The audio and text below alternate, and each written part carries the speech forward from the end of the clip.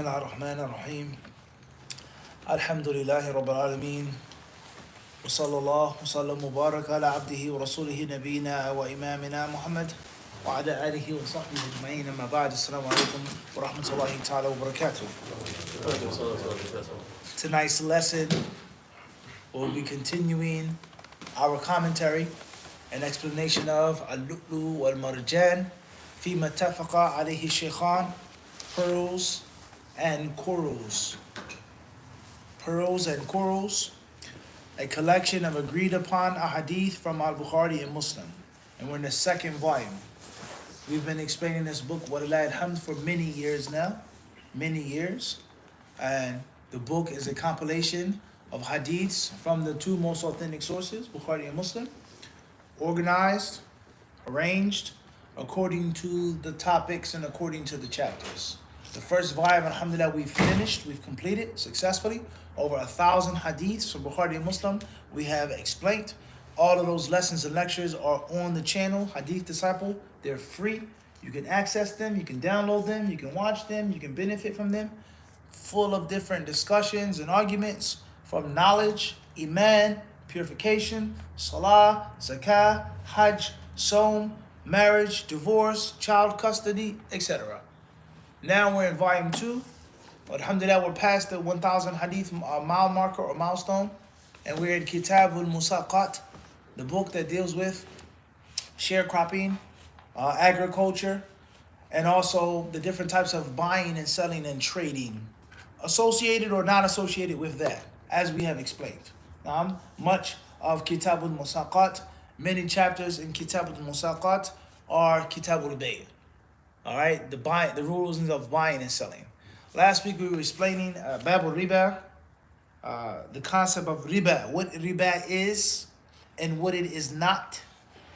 Of course, the severe danger of Riba being one of the 7 destructive sins that will ruin the servant's standing with Allah unless he makes repentance and Allah forgives him. And of course, the Riba, it ruins and it destroys a person's dunya as well. Debt, greed, callousness with fellow human beings. You lose your humanity, right? And you become a creature only concerned with your own belly and your own back, only concerned with your own pleasure, right? So on and so forth. How people lose their lives and sell their souls when it comes to wealth and when it comes to riba. Okay, we explained all of that in detail. We gave a brief historical breakdown of riba in the world and in the different religions and faiths. And what is the ruling of riba according to Jewish law, Christian law, Catholic law, Protestant law, okay, Hindus, Buddhists. What do the other scriptures, what do the other holy books, sutras, sacred books, so on and so forth, holy, obviously according to them, right? What do the other religions and ways of life, what do they say about riba? And what are the differences between riba, usury, and interest? Are there differences? Should there be differences with regards to usury and with regards to interest? And how the world is today, the modern world today, with regards to people thinking that Islam is just going to be, a religion, the Sharia law. And of course, most people, when they talk about Sharia law, the only thing they can think about is a hand being cut off. That's it. That's Sharia law to them. Sharia law is stoning a woman for having a boyfriend. Not making sin but just having a boyfriend, honor killing. All right. Sharia law is that all they think about is blood and violence. But they don't think about the other aspects of Sharia law. Let alone the fact they don't think about the benefits of Sharia law. Yes, the person whose hand gets cut off, that's bad for him. Outwardly bad. Obviously, it's a good thing. It's a purification. It's expiation. But people are so short-sighted, so negligent. They don't realize that, for argument's sake, if it's bad and brutal to cut someone's hand off for stealing, but there's always 2 sides of every coin, that's good for the person whose property was stolen. That's good for the person whose property was stolen. So for argument's sake, it's brutal to cut someone's hand off, it's barbaric, it's archaic, okay. But is that the only part of the discussion? Or is there another aspect of the thief's hand being cut off, and that is the people knowing that thievery is a major sin, don't do it. And what happens when people are scared to steal? How will the people prosper? How much safety and peace and respect will there be for the fellow human being when a person knows this is the punishment for stealing, versus the modern world in which people don't steal eggs or chickens or a goose from a person's, you run off with a goose now in the films in the countryside, but people steal countries. People steal islands. People steal borders. People steal intelligence, secrets from different countries. People steal all types of technology. People steal things that harm and hurt thousands and millions of people. Just like that. And one of the reasons why people steal so rapidly is because they know in the back of their minds that at worst, it's just going to be a slap on the wrist. At worst. If I get caught. If I can't get out of it. If I can't bribe myself out of it. If I can't use my lawyer. If the people that are prosecuting me are in my back pocket. It's going to be a slap on the wrist. But just being mindful of the fact that if things go south, right? It could go south. You will be missing a right hand. That is food for thought. And there lies no doubt that's going to come to your mind when you think about stealing. That's a fact. That's a human fact. If you know that it's a chance of you being stoned to death for committing adultery, for making zina, you may still make zina, you may still hide and cheat, but you know for sure that it's what? It's going to be on your mind. Right? So, subhanAllah, Allah Azza wa Jalla, He tells us that He is the most wise. He's the all-knowing, subhanahu wa ta'ala. And Allah tells us that in qisas, retribution, life for life, eye for eye, tooth for tooth, soul for soul, Allah says it is hayat, is life. So within killing, there's life. That's a fact. Versus people know that the justice system is a joke, they can do whatever they want to do. Fear no consequences, fear no repercussions. Let alone the fact that the Sharia law is much, much more than just cutting someone's hand off. But these ignorant people, they know not. And most Muslims who try to defend it and argue with them, they also what? Know not. And they don't have the full grasp of the depth of the deen and the beauty of the deen, right? And of course, the death penalty, capital punishment is bad for the offender, for the one who's accused. But talk to the person's family who lost their son, who was killed. How do you think they feel about it? A man who worked hard to establish this, he's earned a living. He came from nothing to feed his family, to take care of his family, not to beg. Ask him, seriously, ask him what would you say about Sharia law? I guarantee that he's going to feel what? He's going to feel totally different. Even if he doesn't agree, but he's going to say, well, technically, hey, you had no right to take out my stuff. I worked hard for this. 20 years it took me to build this little hole-in-the-wall shop. And then you come by, you just take it just like that. I guarantee that non-Muslim is going to think a little differently, right? So there are many different levels of misguidance of the modern world and of the news and of the modern media. Many different levels and shades of hindrance from a lost path. Now, Wallahu ta'ala a'lam. Khayr inshallah ta'ala. All right, let's move forward. So tonight's lesson is on chapter 16. It says, Babu an-nahi an bay' al-wariq bil-dhahbi dayna. Hadith al-Bara ibn Azib wa Zayd ibn Arqam عن أبي المنهال قال سألت البراء بن عازب وزيد بن أرقم رضي الله عنهم عن الصرف فكل واحد منهما يقول هذا خير مني فكلاهما يقول نهى رسول الله صلى الله عليه وسلم عن بيع الذهب بالورق دينا. حديث أبي بكرة رضي الله عنه قال نهى النبي صلى الله عليه وسلم عن الفضة بالفضة والذهب بالذهب إلا سواء بسواء وأمرنا أن نبتاع الذهب بالفضة كيف شئنا والفضة بالذهب كيف شئنا. Chapter 16 says prohibition of selling silver for gold on credit. The prohibition on selling silver for gold on credit. Parentheses, when payment is to be made in the future. That's credit, right? In English, there's no need for that, right? Hadith number 1022.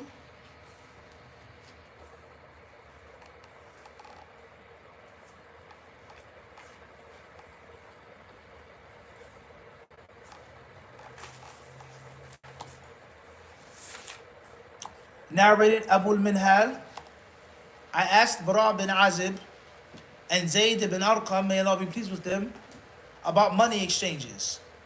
Each of them said, he is better than I. And both of them said, Allah's Messenger ﷺ forbade the selling of silver for gold on credit.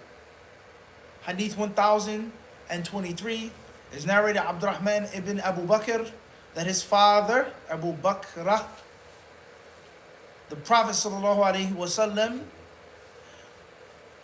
forbade the selling of gold for gold and silver for silver, except if they are equivalent in weight, and allowed us to sell gold for silver and vice versa as we wished.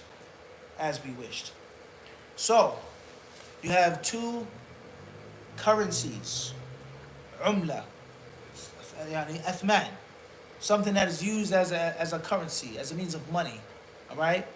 One is gold, one is silver. They can be exchanged and bartered, but the buying, the selling, the shaking of the hands, the drinking of the tea, the celebratory shot of espresso, whatever your culture stipulates, congratulations, good luck on your purchase, sit down, have a cup of coffee. Obviously, non-Muslims, they may say have a drink. Is this not the case? At your job, you never had no customers offering you nothing. You hooked them up with some good stuff, right? It's a good investment. What's the first thing the companies do at the meeting? They do what? A toast. They drink. That's cultural. Good luck. Let's toast to our success. You may be in a person's shop. You buy something from someone. Bisahah, they tell you, right? Right? They make dua for you. They say, here, have some tea, have some coffee. You're a good customer. Whatever the case may be, once the sale is done, the trade is done, the gold and the silver can be exchanged, but with conditions. And from those conditions, that it has to be what? Right then. It cannot be, I'll bring it back, I'll go get it. But it has taqabud. And the same applies to, as we'll read perhaps, inshallah ta'ala, money exchange. The money exchange cannot be on consignment or credit. You cannot pay this and then I'm going to bring you the reals. I'm going to bring you the euros. I'll give you the pounds. But the exchanging of the currencies has to be done, what? On the spot, in the circle, in the majlis. And or anything else which takes the place of in the majlis, which we'll get to, concerning electronics, or check, a deposit, right? We'll get there. Perhaps being nice how to read some modern day fatwa. So it says it cannot be a dain, it can't be a debt. In the first narration, this narrator Abu al-Minhal, he says, I asked these companions, Bara bin Azib, Zayd ibn Arqam, what is the ruling on this? And both of them tried to defer to the next. He's better than me. Bara said that Zayd is better. Zayd said that Bara is better. The respect and the humility of the Sahaba that they had for each other. But they both concluded that the Messenger of Allah ﷺ forbade this. The gold and the silver, things can be exchanged, but it has to be what? On the spot, and it cannot be delayed. Bay al-dhahabi bil-wariq. Wariq with a kasra, not waraq. Waraq meaning paper, wariq. Kasra is silver. Silver for the gold. It's okay, but one condition is that it has to be on the spot. It cannot be consignment. Next hadith, 1023, it states, إِلَّا سَوَاءً بِسَوَاءٍ. Silver, silver, gold and gold, and it has to be what? The weight has to be equal. Tayyib, Hamza. Let's read Sharh Nawawi. Obviously, someone misplaced it.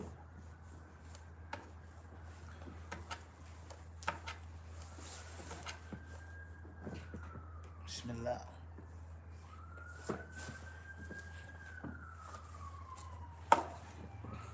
وجدتموه؟ الثانية الثالثة. Fine. Bring the volume. Which volume? You said no one, 3 to 1? 1 to 3? No, way in the back, Hamza. 18 to 16, 17 to 16? 10 to 13, 9 to... Take 10. 10? See what you find in 10.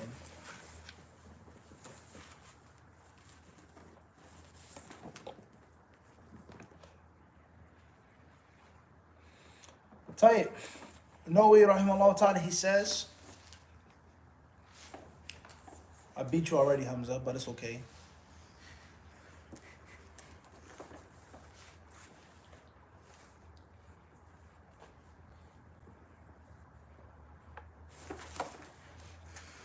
What are you looking at? كراهة ما زاد على الحاجة من الفراش واللباس.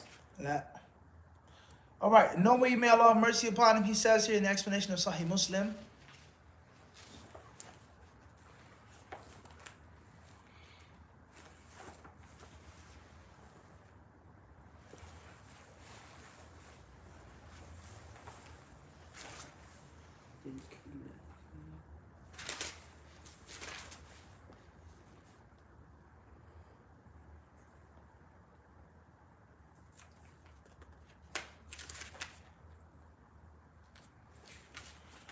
يعني سواء ومتفاضلا وشرطه أن يكون حالا ويتقابض في المجلس.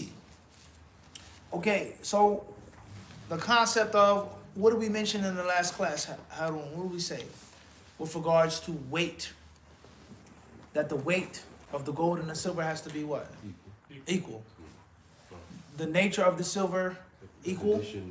The nature of the gold, ring, piece, nugget, this, that, old gold, rose gold, this carat, the carats, the style, all of those things can what? Can vary. But the weight has to be same. Everybody clear? So the weight has to be the what? All right, so now how do we translate that to money exchange? $1 for 10 dirhams. How does that equal? 54 pesos. Pesos, huh? How does that equal? Who determines that? Is it, what is it based off of? In theory, the gold is supposed to be. Gold standard is supposed to be the gold standard. In theory. So whose gold is better? For argument's sake. What dollar? What currency is worth more, heavier, weightier? The US dollar. The dollar. So in theory, you have a piece of gold from America that you would trade for a piece of gold in Morocco, and the weight would have to be the what? Same. But for argument's sake, the gold from America is More valuable. more carats, heavier, thicker, fancier, more valuable, whatever the case may be. And he's going to give you his Moroccan gold, similar weight, regardless of the nature of the gold. Everybody clear on this? Fine. All right, so let's read some modern day fatwas, inshallah ta'ala, with regards to some things that, with regards to money exchange. Now, okay, we're reading here from Al-Islam, Su'al wa Jawab, islamqa.info, website, Sheikh Al-Munajjid. Very beneficial website in Arabic and in English, and other languages as well, I'm sure.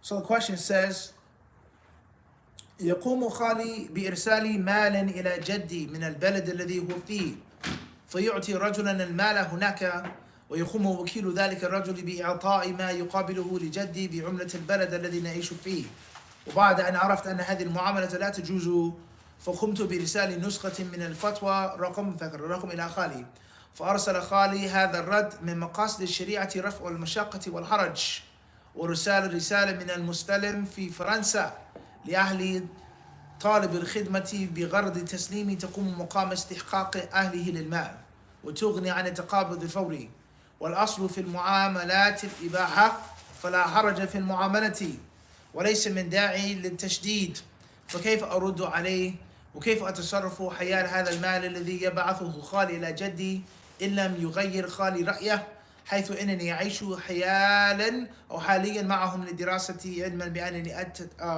أتبع المذهب الحنبلي. So the question says, my mother's brother, my uncle, he sends money to my grandfather from the country in which he lives. So he gives a man their money, and then that man's agent, he then gives the exchange rate of the country in which we live. Money exchange, sending money. Western Union, MoneyGram, whatever you want to call it. The questioner then says, and then I've learned that this is unlawful and that this is impermissible. I sent a copy of a fatwa to my uncle, and this is how he responded to me. This is what my uncle said to me. One of the higher aims of the Sharia is to remove hardships. One of the higher aims of once again, the Sharia law, right? One of the higher aims of the Sharia is to remove what? To remove hardships from the people. This is my uncle speaking now. He says, وإرسال رسالة من المستلم في فرنسا لأهل طالب الخدمة. All right, he says, and how we do these things, sending a letter, this person exchanging the money, handing over the money, France, the original country, he says that's the same thing as a person getting the money and deserving the money. There's no difference. It isn't haram just because it's sent and just because it's exchanged. He says here, furthermore, وَتُغْنِي عَنِ التَّقَابُضِ الْفَوْرِي. This piece of paper or this receipt or this number or whatever, MTCN, whatever the case may be, that takes the place of the hand-in-hand exchange. This is my uncle speaking, he says. Last but not least, or one third point, he says, and all transactions are lawful until proven otherwise. All transactions are lawful, nephew, until proven otherwise. Last but not least, is no need for making things hard and difficult. Tashdid. Don't be a zealot, nephew. Don't be an extremist. You read a hadith, you read a fatwa, brother. Don't go to the extreme. Obviously, the family has to eat. I'm working, they're there. What do you want me to do? They have to get the money. I have to send the money. It has to be an exchange. So the nephew, he says, "Kayf aruddu alayhi." How do I refute? My uncle. How do I refute what he's saying? Okay. He says, whereas this wealth that my uncle sends to my to grandpa here, we all live here.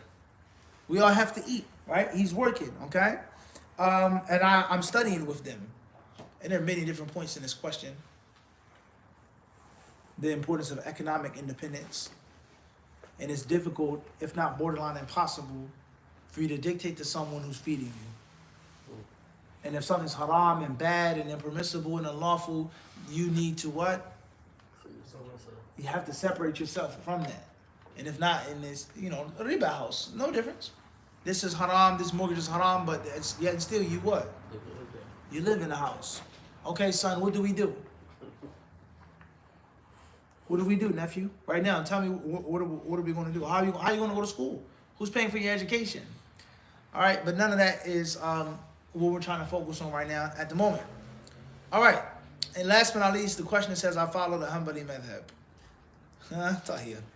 All right, let's get into the fatwa. The fatwa says, فقد بيّن في الجواب المذكور ذكر الرقم أنه يشترط في الصرف وهو مبادلة عملة بعملة حصول التقابض الفوري وهذا التقابض إما يكون حقيقيا أو حكميا. He says, we have previously explained in the fatwa 14,000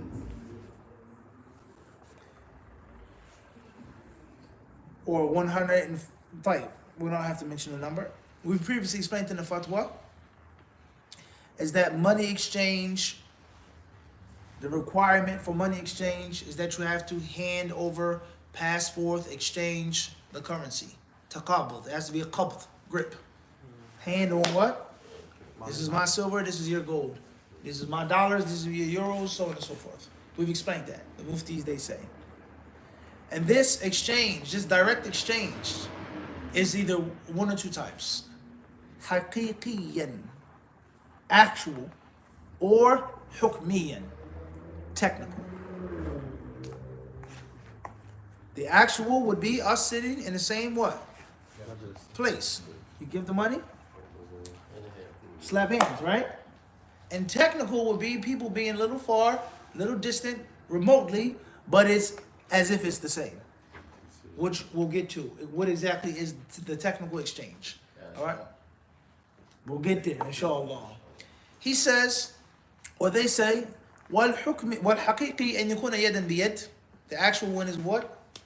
Hand to hand, that's clear. وَالْحُكْمِيُّ لَهُ صُوَرٌ. And the technical shaking of hands or exchanging of hands or breaking of bread has several different examples, several different manifestations of how it could be technical. All right, he says, منها الإيداع الفوري في الحساب. One is direct deposit, CashApp. I check my phone, Masked Avengers, that's your CashApp name, right? Boom. You got it, Sheikh? Zell. Yeah, I got it. I'm such and such. All right, Jazakallah khairan. All right? Even though I may be in a place, for example, and you're what? Whatever the case may be. He then says, وَاسْتِلَامْ وَرَقَةِ الْحَوَالَةِ الْمَصْرَفِيَّةِ receipt. Western Union, MoneyGram, whatever the case may be, you now have the ability to pick this up, so on and so forth. وَالشِّيكَ الْمَصْرَفِي, and also a check. All right, a check. المصدق على ما بين أهل العلم جاء في قرار مجمع الفقه الإسلامي التابع لرابطة العالم الإسلامي في دورة 11 من نصه بعد الدراسة والبحث قرر المجلس بالإجماع ما يلي. Then he mentions a fiqh edict from the Islamic Fiqh Council that is a part of the Islamic World League, that all members of this council unanimously agreed to the following points. يقوم استلام الشيك مقام القبض عند توفر شروطه في مسألة صرف النقود بالتحويل في المصارف. ثانيا يعتبر القيد في دفاتر المصرف في حكم القبض لمن يريد استبدال عملة بعملة أخرى، سواء كان الصرف بعملة يعطيها الشخص للمصرف أو بعملة مودوعة فيه انتهى. And then they go on to explain the different concepts of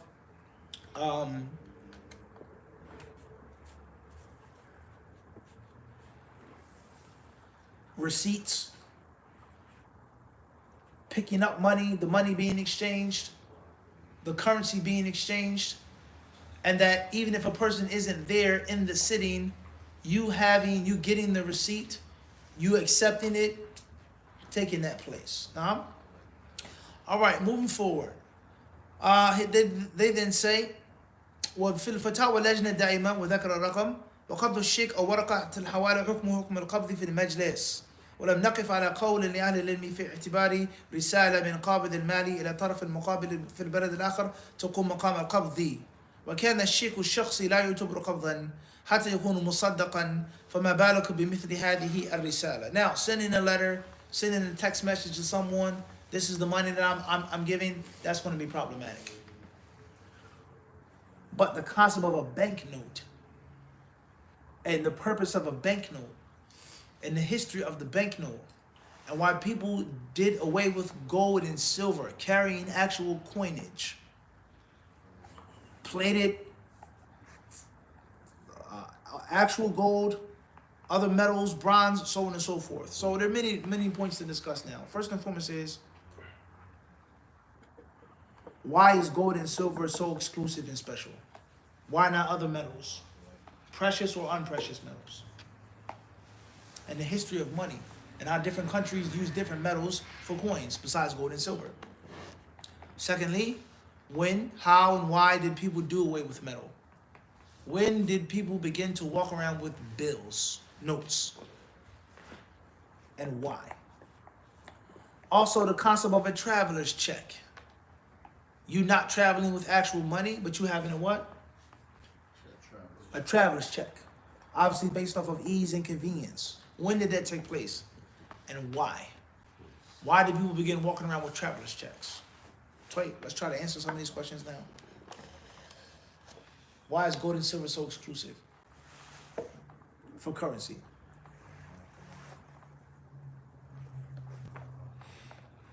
I'm asking you guys, huh? Ibn Victor. How is mind? Excuse me? The way it's mind, I guess, perhaps. What makes gold and silver so special? Because it's mined a certain way? The color of it, perhaps. How rare it is. Gold is no different than any other type of metal except the fact that it's rare. What makes a bald eagle such a special bird? Except for the fact that it isn't as common as a pigeon or a sparrow. But if there were 100 bald eagles around, then it wouldn't be Especially rare. or as specially rare. Allahu Alam. Yeah. Tayyib. the bald eagle being indigenous to this continent is very interesting. Why they chose that to be their what? Their national animal. No other type of eagles, which are bigger, stronger, more powerful eagles. But the concept of being unique, America, when you see that, what? That signifies only what? One thing. There's no other country that has a bald eagle in it. Central America, South America, it's very interesting. And for centuries, countries have used eagles to represent their states. But the bald eagle being specific, huh? Tell you. All right. So why is gold and silver so precious and special? And why does it have such an exclusive monopoly and stranglehold on currency? Brass, copper, silver, Scarcity, durability. Durability, scarcity, rarity, right? What else? The fact that it can be malleability, it can be like pressured into different shapes and It can be pressured into different shapes. Being light, being durable. It has to be more than that, though. I said those are the unique characteristics of it. Unique characteristics of it. Hamza. Because it's a way, number one, it's the more harder, it's mixed with other things, the more it connects with the word value much more better than other metals. It is either the more expensive, harder is it to get, and how much gold is it, and how heavy is it, and there's more requirements into gold than any metal. Any other metal. Tayyip, anybody else? The human heart yearns for it. People have a natural inclination towards what? Gold. Gold. Tayyip? All right. Fair enough. When did people start using paper? When did they get rid of the actual metal? Recently, Recently. What's recent, Ahmed? like 1930s, 1990s. 30s. Ibn Victor? Ali? Mulazim? 18th century. When did it start or stop? When did it start? 1930s? That's it. I think maybe 19th century. Maybe So the 1800s. Tayyip, anybody else? Maybe before that. That's the 1861. 1861? What do you got? Fadl. What you got, Hamza? Ibn Victor? Says, according to Wikipedia, it says the gold standard was the basis for the international monetary system from the 1870s to the early 1920s, and from the late 1920s to 1932, as well as from 44 until 71. Says when the United States unilaterally terminated convertibility of the U.S. dollar to gold. So that's when they stopped it, effectively ending the Bretton Woods system. So it looks like they stopped in 1971, but they started in the 1870s, not the 1970s. Okay. Got says the government did not issue paper money until 1861.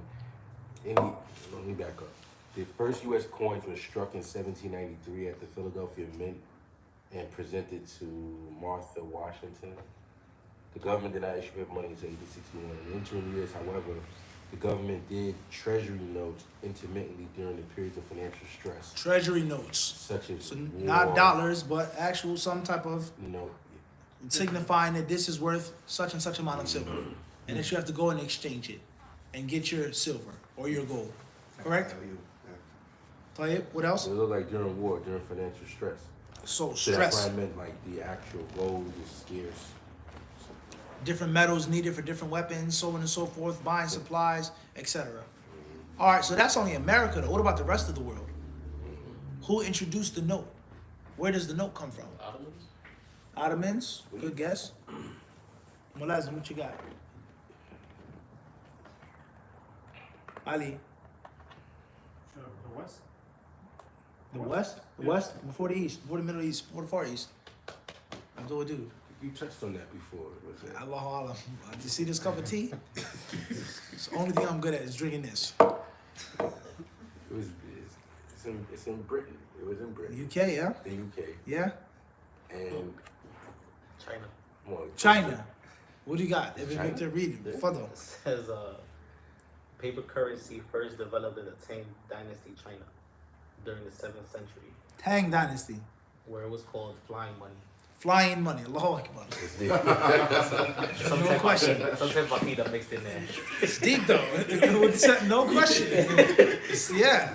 Flying money. Money that what? I want my money to what? Euros can walk. Money talks, right? It's deep. Further. It says, although true paper money did not appear until the 11th century during the Song Dynasty, Song Dynasty. Now you're getting close to somebody else now. the Mongol Empire. Further. Keep reading. Yeah, so I'm trying to connect you to. So the Song Dynasty. Further. What's next? It says the use of paper currency later spread throughout the Mongol Empire Throughout the Mongol Empire. or the Yuan Dynasty. The Yuan Dynasty. Kublai. The descendants. Genghis. Trade. Commerce. Freedom of religion. Keep the system intact. There's no need to reinvent, recreate. As long as you know that you're inferior to us, you're a vassal, that's fine. You pay your tribute, you have your allegiance, you send your troops when we need them, you can keep your what? Way of life. Tafadhal. We don't want to interfere, nor do we care.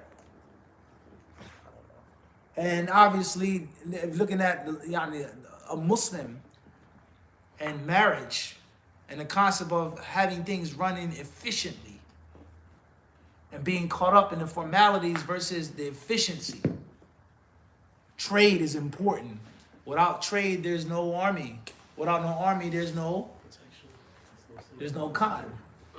The Khan is rests on the backs of the horses, the spears and the arrows. That army has to be fed. That comes from, right? So the concept of efficiency, trade, commerce, encouraging it, spreading it, right? Keep reading. So this is interesting. It says so it moves on. It says European explorers and merchants. It says according to the travel log of a visit to Prague in 1960 by check this out, Ibrahim ibn Yaqub. Allahu Akbar. And I looked up his information. It says that some people believe that he was a Muslim of Jewish background. So a rebirth, I guess, right? It says small pieces of cloth were used as a means of trade. Small pieces of cloth. It says with these cloths having a set exchange rate versus silver. Set exchange rate versus something that's lighter. Coinage is going to be heavy, harder to hide, harder to protect, right? Tayyip, keep going. It says around 1150 or 1150, the Knights Templar. Now when we talk about traveler's checks, someone starts off in France or Germany, Italy, right? Messina, huh? Right? Tayyip, no, don't forget that, huh? He said, they had no right, they had every right to take you. However, Tayyip, so a person traveling from Europe to the Holy Lands, he takes a piece of paper in France, and then when he gets to Jerusalem or Antioch or Odessa or whatever the case may be, said here, convenience. And obviously, it's a very long discussion when we speak about the Knights Templar and the making of the modern world and the modern banking system. And of course, the Mongols in the modern world and the modern banking system, the trading system, the Ottomans, all these different empires and, people that rose and fell, so on and so forth. And subhanAllah, as a Muslim, when you read about the history of money and you learn the actual rulings, it all comes together. And the wisdoms of the Sharia. And the rulings of the Sharia and the flexibility of things that are flexible and the rigidity of things which are rigid. No discussion when it comes to this. You learn a lot, right? And subhanAllah, obviously Friday the 13th, the day in which the Templars were rounded up in France at the command of, that envious king. And what happened, he wanted their money and their money was gone. It just disappeared. We talk about Switzerland. Why is Switzerland always associated with money and banking? There's a long discussion. Okay? It's not a what? or a coincidence. Not but the concept of a traveler's check. And, not to get too far off the subject, but people say that the charges were trumped up against him, that he was jealous, he was envious. Why would such a holy order be so secretive? And why would such a holy order in which men had made vows to obedience, poverty, and chastity, why would they have so much control of so much wealth? And why would they dip and dive into political discussions? That's a disaster waiting to what? Waiting to happen. So you can't have a wife because of the service of God. You have no time for a woman. You have to devote all of yourself to Christ and to fighting on a battlefield. But at the same time, you can be a banker. And you can involve yourself in different countries and political regimes fighting. That's okay to involve yourself in, but you don't have time to be with the what? The one. It's a little off, right? And it's a time bomb, what? Waiting to explode. And that's exactly what took place. That's exactly what took place. Khair, inshallah ta'ala. What's important is banknotes, dollar bills, gold, silver, interest, money exchange, CashApp, Zelle, all of these different modern electronic services, so on and so forth. All of these things are very important in our world today, of past, present, and future. Are we understand this? So listen to this really carefully. It states here, it says here, this is one question. It says, is it permissible to work as a middleman in currency exchange in return for a set commission? If you adhere to the Islamic condition of exchange, which is that the exchange should take place immediately. The customer in America can send you dollars for you to exchange for pounds, which you then send to him in return for commission. This work of yours comes under the heading of acting on behalf of someone else in return for a set fee. Thus, you make a deal with the customer in America that you will act as an agent, wakil, on his behalf, and you agree with him on your fee. Western Union. This is the exchange rate, and this is the fee that you pay for sending the money. One of the conditions of working as an agent is that you should not be liable for compensation of his money if it is lost or stolen, without any act of transgression or negligence on your part, and that you will exchange his money for him according to the market price. Secondly, you must pay attention to the condition of exchange, which is that the exchange is to be done immediately at the time of the currency exchange, because the Prophet, blessings and peace of Allah be upon him, said, gold for gold, silver for silver, like for like, same for same, hand to hand.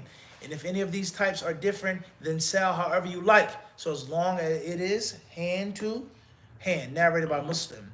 So silver for barley or salt, it can be different weight, but it has to be immediately in the city. Same thing, gold, wheat, barley, weight has to be same. Are you understand this? With regards to this type of riba, riba al-fadl. All right. Moving forward, dollars, pounds, and other currencies are separate categories. They come under the same ruling as gold and silver. Hence, it is not permissible to buy one currency for another unless it is hand to hand in the true sense of the word. Real-time exchange is also valid. Real-time what? Real-time exchange. Such as if you receive a check, either a regular check or a certified check, or a bank transfer in the currency that is to be transferred to, or the money is deposited in the two accounts at the same time, even if the two parties are in two different countries. All right, tight. Then it says, you mentioned two ways of doing the transaction. As for the first way, it is not permissible because there's no immediate exchange, as the sub-agent takes dollars from you and then does not give you pounds in the same sitting. Rather, whenever they can collect it from their customer, they will pay you. What is the reason behind this? Why does it have to be the immediate exchange when it comes to the gold and the silver? Out of fear of what? The rate changing. The rate changing. And the value changing. The precision, the exact amount, the weight, so on and so forth. All of these things become tricky afterwards. Versus the immediate exchange, Bismillah, is done. I'll give it to you in a week, 2 weeks. Anything can what? Can happen. All right? Moving forward. It says here, in the same place and time, so you do not leave that place or the place until you have received the pounds. Sheikh Ibn Baz, may Allah have mercy on him, said buying and selling currency is permissible, but that is on the condition that the exchange be done hand to hand if the currencies are different. So if the currencies are the same, as if, all right? So if a person sells Libyan currency for American or Egyptian currency or another type of currency, hand to hand, there's nothing wrong with that. Such as if he buys dollars with Libyan currency hand to hand, so he takes one and gives the other in the same sitting, or he buys Egyptian currency or English currency or some other currency for Libyan currency or some other kind hand to hand. There's nothing wrong with that. But if the exchange is deferred, then it is not permissible. The same applies if the exchange does not take place in the same sitting. That is not permissible, because in that case, if as described, then it is regarded as a type of riba-based transaction. So it is essential that the exchange take place in the same sitting, hand to hand, if the currencies are different. But if they are of the same type, then the two conditions must be met. They must be similar in quantity and must be exchanged in the same sitting.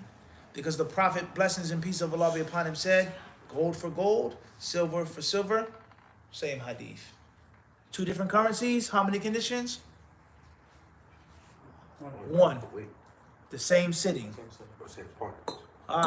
The different currencies. Same currency, he said, how many conditions? Two. The amount, which is reminiscent of the weight, and the same place. Everybody clear on this, with regards to exchanging. He says, the ruling on currency is as mentioned as above.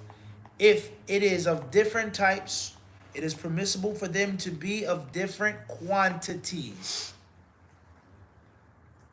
If their currencies are of different what? Then they can be of different quantities. Clear? But the exchange must still take place in the same city. If they are of the same type, such as dollars for dollars or dinars for dinars, then the exchange must take place in the same sitting, and they must be of similar quantity. One old $10 bill for a new $10 bill. So can you buy an older bill now, based off of this? No. Nah. But If you're going on eBay and try to buy like a 19, That's what I'm talking about. A vintage Can 50. I sell my old $2 bill and they come to give me like $1,000 for it? but that's different then, right? What is it? What's different? It's not, it has a whole different value now. It's like the same thing. It's really not the same anymore. I got a $2 bill sitting shit. I wanted to know. Something else. Spend You that. consider currency or something like a vintage item Yeah, that like you're buying? like a collector's item now. Change fall. Can you go in the store and spend it? Yes or no, H? Of course. If you can spend it, then it's what? So, not all the time. No, not all the time. Not all the Then time. it's chicken. Scratch, bread, moolah, dough, cheese, whatever you want to call it. If you can spend it. A dollar bill from 1800s looks totally different. Legally, can you spend it or not? I don't know. I don't know. Maybe Because not. you know there's like a Whose face is on that shit? 1942 penny, I think it's like worth a lot. Maybe not. But it's a penny's a penny. Can you spend a $2 bill? The cashier. You Yeah, can, you yeah, can the buy banks it. have them. I think you The banks can. have them out. A 50-cent piece? The $2 bills. Huh? Yeah, 50 cent pieces. Bright, shining. Huh? So you see how what? No. How it can go, right? How technical it can be. That's why you build for yourself a solid what? Foundation. And obviously all of these hadiths go to show and prove the importance and the recommendation and the encouragement of trading and seeking Allah's bounty, making money, earning Allah's bounty, earning wealth, right? That's what the Prophet spoke on. All right? طيب خير إن شاء الله تعالى. All right.